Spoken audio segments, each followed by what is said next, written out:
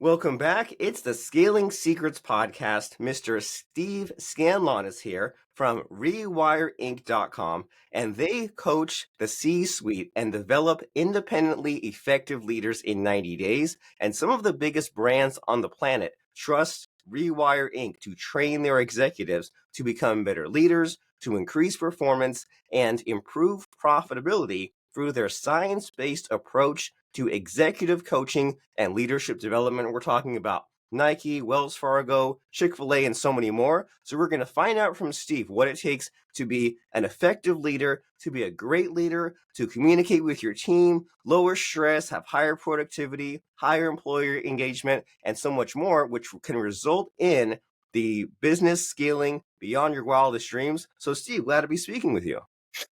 Is that all we got to do is just cover that in a half an hour and we'll be good? That seems Yeah, like a the bar's set real low. Yeah. lot. It's nice to be here. Thank you so much. Great to have you. And so, we promised all these things and introduced you, but in your own words, what are you all about? What do you think sets you apart uniquely as a person and as a company? What am I all about? Why it's I guess you have to find a jumping spot even for that. If I think about myself and what I'm all about, I suppose I'm a husband, I'm a father, I'm a grandfather, I'm a friend. I guess I carry those roles in life. I am the CEO of this company and have been for close to 12 years now. I have been an executive coach for the better part of almost 25 years. I take a pretty strong academic approach to coaching. I'm certified through the ICF, through the Neuro Leadership Institute. I'm a senior fellow at the Institute of Coaching, which is endowed by the Harvard Medical School. I've got certifications in interpersonal neurobiology. Believe it or not, I have one of my hobbies is neuroscience. I specifically study a brand of science called neuroplasticity, which is all about how the human brain changes, which obviously we get to fold into coaching because people come to coaching primarily because they want a different result. That'd be whether you're in athletics or in business, you want a different result. And so we have a saying around here that says you really can't get a different result. You won't even act differently until you think differently. And so our little flavor of coaching is called mindset coaching. I think there's executive coaching and leadership coaching and life coaching, and probably for marketing reasons, Robert, really, but we're mindset coaches because a lot of us around here are certified again through the Neuro Leadership Institute, and I'm just fascinated by how the human brain works and how I get to apply the neuroscience that I continue to learn day in, day out to what we're doing here at Rewire and how we coach people and primarily how we increase employee engagement, because that's what we're trying to do. If your employees aren't engaged, it doesn't matter. And frankly, we need a lot more of that in this country. We need engaged employees, especially even post-pandemic. We took a real dip. And so hopefully the work that we do, if nothing else, attempts to re-engage people in the work that they're doing. So beyond that, I'm an avid outdoorsman. I love fly fishing. I'm an active racquetball player, and I love the game of golf. Sorry to say, for those of you that think it's the dumbest thing ever. Half the time I think it's the dumbest thing ever, I suppose. But that's what I do when I'm not running the company and actually coaching myself. Very cool. Well, you're a multifaceted individual. And so when we talk about this problem of employee engagement, like what does that mean exactly? Like you hear about the quiet quitting, or people aren't fully focused, they're multitasking, they're not passionate, but what does it mean to you for there to be not enough employee engagement? And what does it also mean when employees are engaged, excited, and just really energized? It's such a great question. Again, what does it mean to me is a funny question, because I suppose I have a lot of anecdotal research, which is just my experience as a coach running this company, even employee engagement within my own company. But that's obviously what we focus on all these other organizations that we're working with. But there's one question of what does it mean to me, and I'm happy to answer that. But we also take an approach like the Gallup organization and McKinsey. There's a lot of research on this, right? There's a lot of people that have gone out of their way to actually measure the very thing that you're asking about. What does it mean to be engaged? What does it mean to come in inspired, focused, like not multitasking? What does it mean to have reduced cortisol, that we're not just stressed out, that we're not burned out? These are things that lead to effective employee disengagement.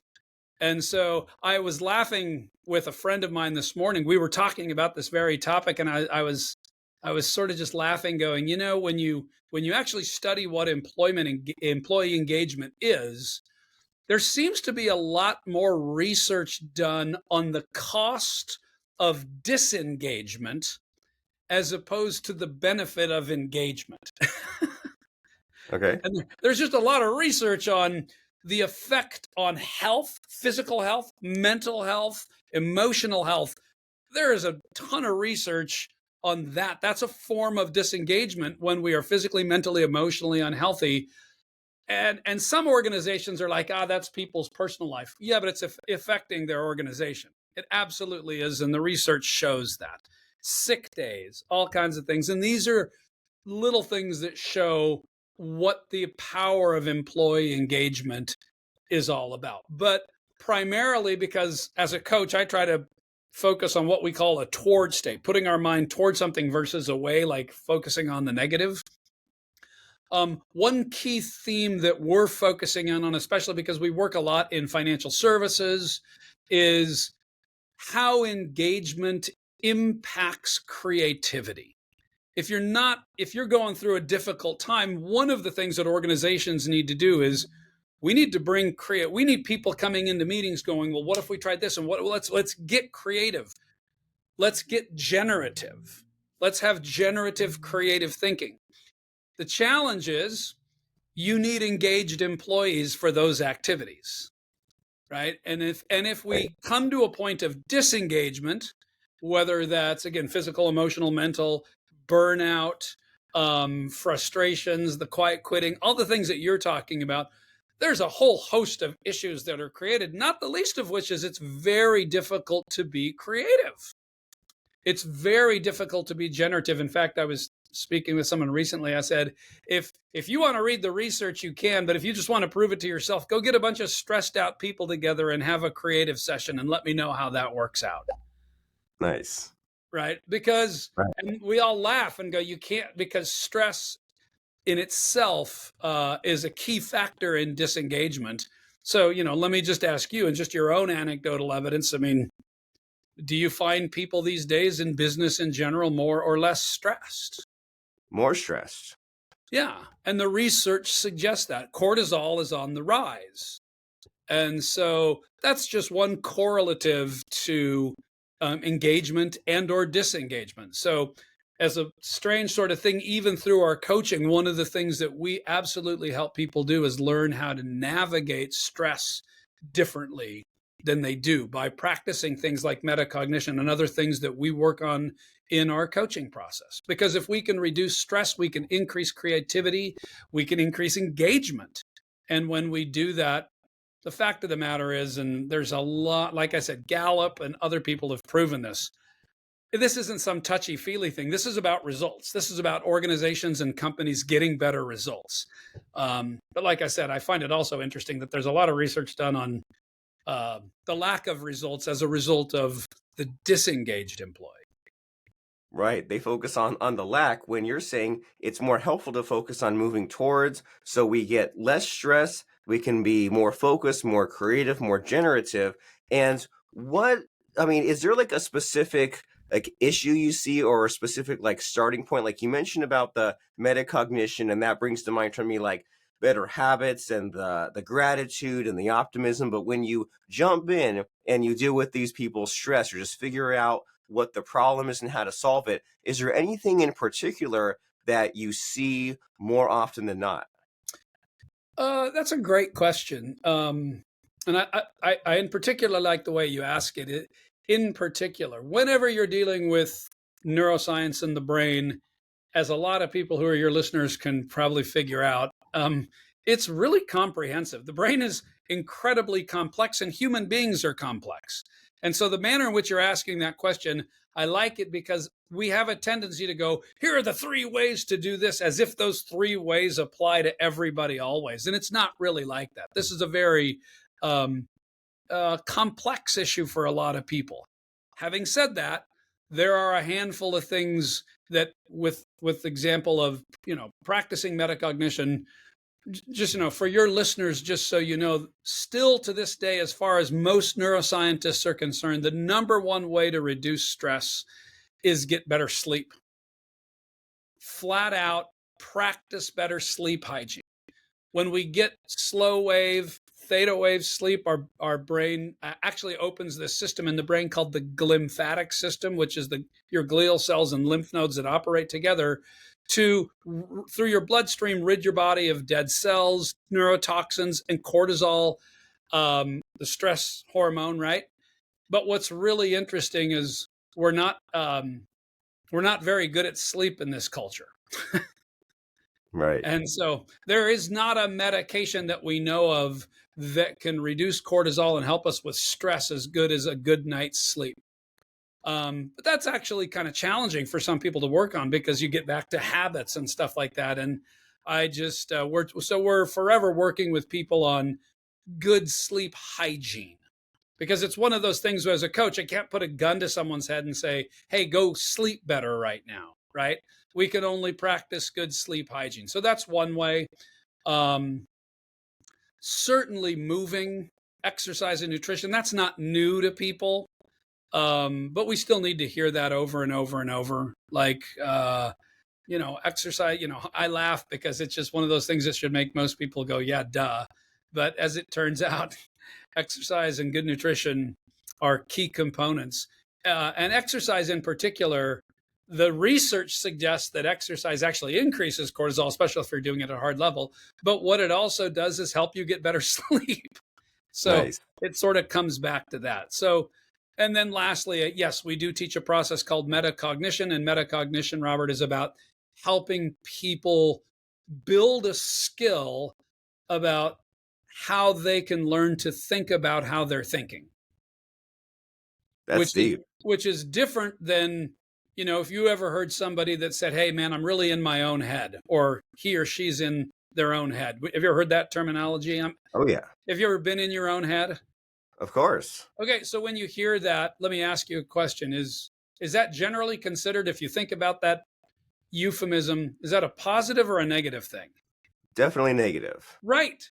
And so metacognition is the positive side of being in your own head, where we teach a skill of being able to examine thoughts, feelings, mental activities without judgment, for the purpose of curiosity and learning.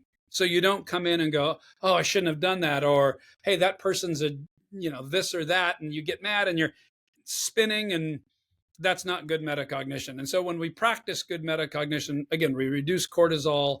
It's really, really great to do this corporately with people, because if we can get more people in organizations culturally, when you can practice metacognition, we've seen cultures do this.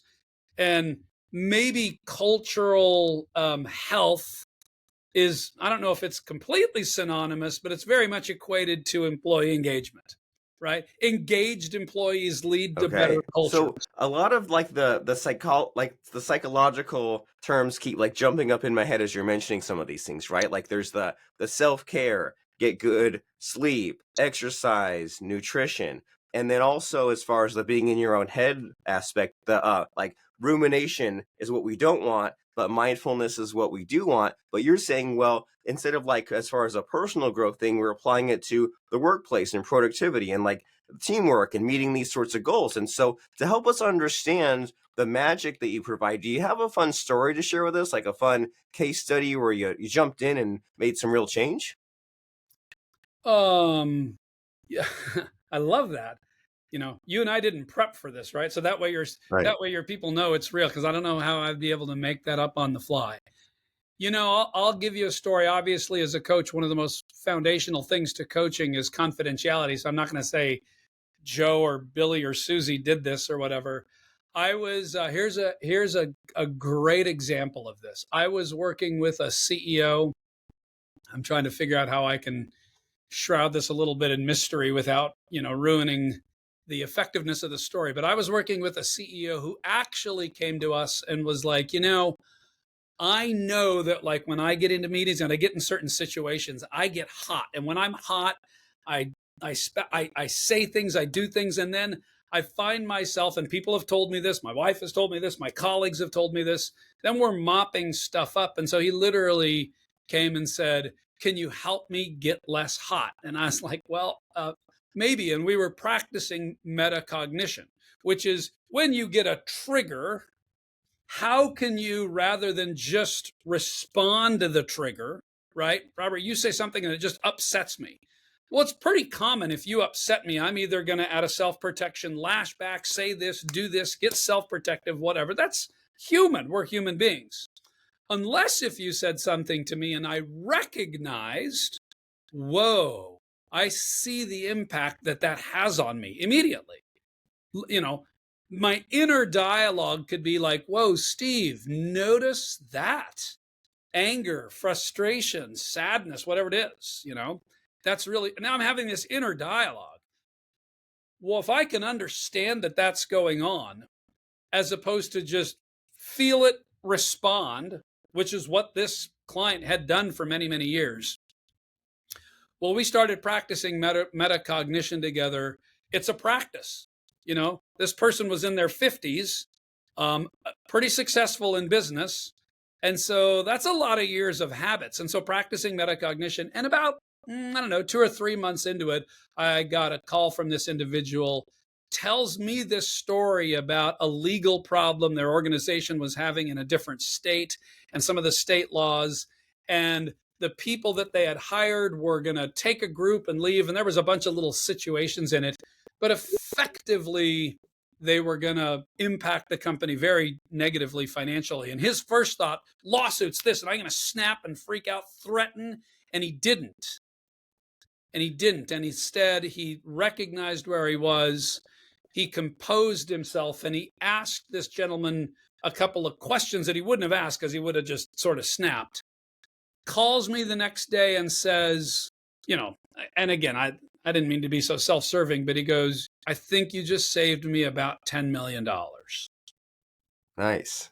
He goes, "My colleague that was there recognized what I did. And had I gone down the road of what was in ahead, it would have been a lawsuit. And it would have been deep and hard and this and that. And it would have cost us at least $10 million, not even the least of which is to know whether or not we would have won the lawsuit.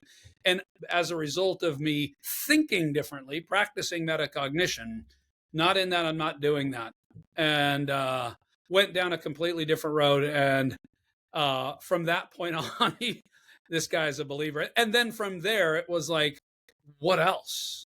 Because good metacognition, you never really master it. We'll always be triggered. We all are emotional beings. When you meet someone, oh, he or she's not emotional. That's not true. They have a limbic system.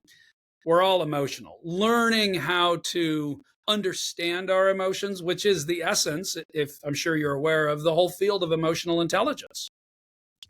Right. Like, yeah, listening to your own thinking and not letting the reactions and the emotions win, and having the awareness and just like slowing down and maybe not reacting the same way that you always have reacted in the past, and it seems like, especially now, we can't do that anymore, right? Like, you can't yell at work, you can't bully, you can't erupt. It's not a place to do that. And even just as a person, like, you don't want to be that kind of person. You don't want everyone to be walking around on eggshells around you. So it just seems like it helps everyone involved. Well, 100%. You say nowadays you can't do that. Well, I hope I'm not the one informing you of this. We shouldn't. I want to suggest to you that it still happens a lot because we're still human beings. And so unfortunately, yes, maybe we're getting better at it, but I think people still do that quite a bit because those triggers still exist. You can't stop the triggers. The world's an imperfect place. People are going to act and do and say things, but learning what it means to understand not only what triggers you, but be have some span of, control is a funny word, and I don't like to use that because you're not necessarily controlling your emotions as much as you're understanding them. As much I as you're, like that a lot. Yeah. because if you try to control, that goes back to what Carl Jung, the great, psychologist, talked about. And he said, what you resist persists. So if you're listening to me today and like, that's it, I'm going to go out and master this, and I'm not going to stress, I'm not going to stress. If you say you're not going to stress, you're literally resisting something and it's going to cling to you. So metacognition, when we do this right through coaching, it's not that you're not going to have stress. You are going to have stressful situations. We're just going to work through a process whereby you and your organization, with your teams, team leads, people that work with you, for you. I know I sound like John Lennon. Imagine a world where you, in your organization, from leadership down, people were practicing healthy metacognition. And crazy emails didn't go out, and emotional outbursts didn't happen. And like, man, and we're watching that happen with many organizations. And it's really, really a great way to build and help the culture thrive. Very cool. There's a better way. And so since this is the Scaling Secrets podcast, I want to make sure that we switch gears here and focus a little bit on that. But it's up to you as far as what you want to share. Can you tell us either as far as the scaling aspect about, do you have any scaling secrets to share about what you've seen, what you helped, or what you built with your own company? Just what do you have to share with us as far as some scaling secrets? Well, again, I appreciate the question, and I do understand what your podcast is about. In some ways, I would tell you, we started talking about scaling secrets from minute one, because I absolutely believe that scaling for most entities, I suppose there's some, tech and different things like that, but almost all of it is lived out through the agency of others. We scale because we empower, grow, help, develop other people. And when we can do that in mass, whether it's with a product or a service or something, but it is absolutely about how well we do that. Anyone listening to this that's a leader trying to scale, again, there could be some situations where they're trying to scale alone, right? Maybe, not likely, right? You have an organization and an entity, and there are people underneath you. So the question is, what if those people underneath you, and again, whether you've woken up and thought about it in this process, I want to go from X to Y or whatever it is, what would it look like if these leaders, if that group of people was that much more engaged, that much more creative, that much more generative? That is a scaling secret. As opposed to coming back and being into all of our same habits and patterns. And again, we're doing a lot of great stuff and we're successful. You want to scale it primarily, with most entities, has to do with your ability to develop people. And people development and employee engagement is a huge, huge component of that. But even some of these things we talked about, like, they're not easy, right? If they're easy, you wouldn't have a podcast if these things were easy. Right? I mean, you're trying to get to the secrets. It's not really a secret as much, but it's still, metacognition. I keep throwing that out there like, oh yeah, just do that. Well, if you've never done that, it takes practice and it's a skill to learn. But we get on the other side of that and amazing things can happen. And, I want to make sure that we cover the bases. But since, as you said earlier, we've just met, right? I don't know about you, and some of these cool ideas that you're mentioning, such as metacognition, are just amazing and new to me. So it's kind of time for me to cheat a little bit and ask you about, what's the question that I should be asking you? What's the hidden, invisible question that you just wish I would be asking you right now?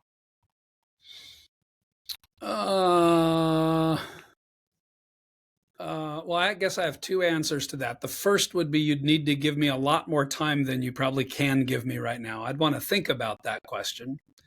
If I was just going to give an off the blush question, it would be, how do human beings actually change? Because you can't scale and you can't grow unless you change. And I suppose there are some circumstances, great, lightning happens sometimes, and Maybe someone's a trust fund baby, never changed and just had a bunch of money handed to him or something like that. Maybe there's some scenarios. You're talking to people and your audience wants to know, I have an organization, I want to go from X to Y. You're going to do that through people, but you need people to actually change, not just behavioral change, but change in how they think. And this is what every great athlete is trying to do as well, right? How do I actually manage this element of it if I want to win the game, win the tournament, win the gold medal in the Olympics? You ask almost any athlete in any discipline, what percentage of their discipline is physical and what percent is mental? And there is physical. We got to be able to do some things and whatever. But when you get to that level, it'd be pretty shocking if they weren't like 80-20 at this point. Like, I still got to do the physical things, but how you're doing it here. And so how do people actually change and develop and grow from a mind perspective would be the question I would be asking. Okay, then what's the answer? How do people change? Call Rewire. Nice. I say that jokingly, but at least one element of that is don't do it alone. I think it was Albert Einstein that said we cannot create solutions with the same consciousness that created the problem, which is exactly why athletes go out and get coaches, right? They are looking to get better, but almost all of them go find someone to see them, to help them, to ask really good questions, to come in and do stuff. So I would absolutely search someone. If it's our company, that'd be wonderful. It doesn't have to be. I mean, if it's searching someone else out and giving them the ability to speak to you openly and honestly about what it looks like. I mean, that CEO that I spoke about was honest and said, hey, I see a deficit here. How many people do we know even lack the ability to recognize a deficit, ego and other things, but to be able to recognize that and say, I'd like to improve, makes you coachable, brings people into your world and allows smarter people than you. I mean, I can think I'm really smart, but the truth is I only got 90 degrees of myself. I can't see behind me. I can't see some of the things I'm saying, if it weren't for my wife, I'd probably be in prison. I don't know, outside of going, hey, can you see this around you? And I have a coach, right, that helps me see.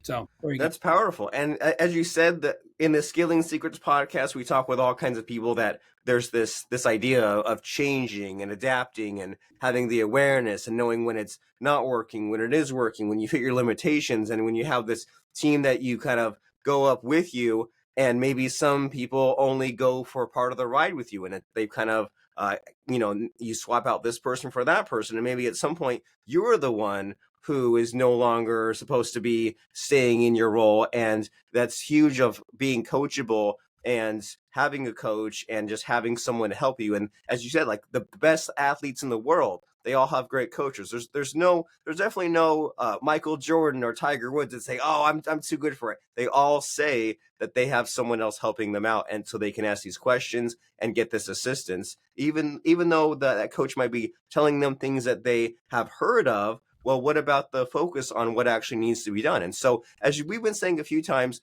call Rewire if you need help with this. And so give us the spiel, the sales pitch for this. This is rewireinc.com. And how does someone know if they need you guys? And if they do, then what's the next step here? Thank you. Well, Rewire Inc., we got to get that Inc. part. I tried to get the URL for Rewire. I think it's still owned by an electrical company in New Jersey, ironically.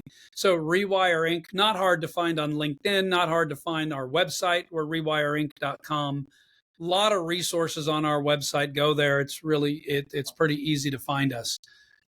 I think I would just say if the first thing that we try to discern whether or not we're going to work with a client is just a growth mindset. Right. There's a lot of people that come in like they're not, I've got it all figured out. Right. And I don't truly have a growth mindset. I don't have the ability to go, hey, this is a place where I recognize a gap. I don't know how to fill the gap. I just recognize that there is one. And it could be in all kinds of areas. It could be personal. It could be professional. That can be all kinds of areas. If you recognize you have a gap, I will just say this: good coaching is not about telling other people what to do. It's not. The International Coaching Federation, which is the probably largest governing body of coach certifications, and the IOC, the Institute of Coaching, all of them talk about coaching is about helping you create insights for yourself.